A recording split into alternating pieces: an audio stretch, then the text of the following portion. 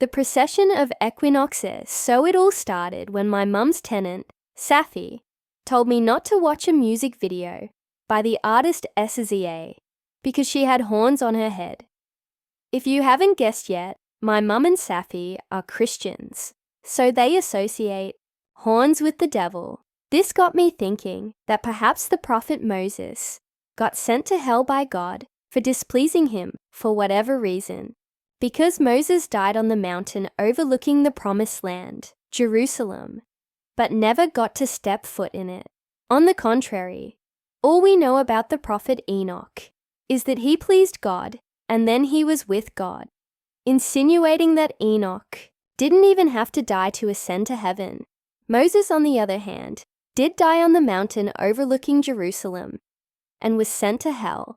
Further evidence of this theory comes from the precession of equinoxes, a scientific hypothesis that states that a tilt on the Earth's axis is causing it to point at a different star sign over a period of a contested number of years. 1. Taurus, the bull sign. And if we look at the history of this astrological age, we will see that it is when the Jews write the Torah.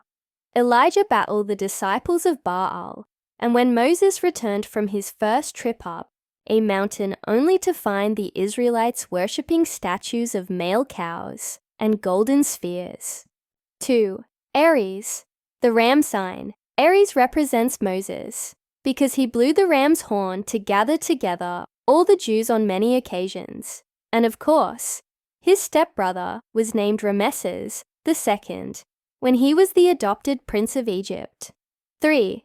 Pisces, the fish Jesus age. The fish is represented by Jesus, claiming he can turn his disciples into fishers of men, feeding 5,000 with one fish, and ancient Christians drawing a fish on their door to signify secret churches in Roman times. 4. Aquarius, the man carrying a bucket of water. In my opinion, the water represents the event of the century just gone, with the First and Second World Wars, along with many other conflicts. 5. Capricorn, the seahorse sign.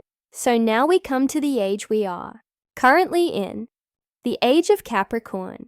Some people say it's a seahorse, but us red pillars know it's the amalgamation of a fish and a goat.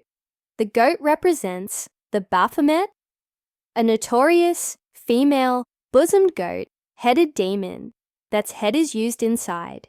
The upside-down 5-point star pentagram Star of David in satanic practices. In the Bible's book of Revelations, God says that the Baphomet will reign over earth for an indefinite period of time between the initial rapture and the final judgment. Similarly, and furthermore, another personification of Satan is Leviathan, the dragon of the sea that rises out of the waters to rule the earth until God finally comes. The sea is supposed to represent the worldwide political landscape. What I find interesting is that though the age of Aquarius could be a reference to the First and Second World Wars, it could also be a reference to an even earlier cycle of the precession, in the form of Noah's flood. I think that star signs are secret codes embedded in the sky by God for us to unravel. I believe he is a playful God and likes to tell, watch, and be in stories. Stars are big, important stories. Why do you think we call our best performers stars? I believe there is God's truth in astrology and horoscopes that has been corrupted by the occult because of its power. However, I still think there is much to learn about the stars, and I even believe that understanding star signs can help us reimagine the past and predict the future.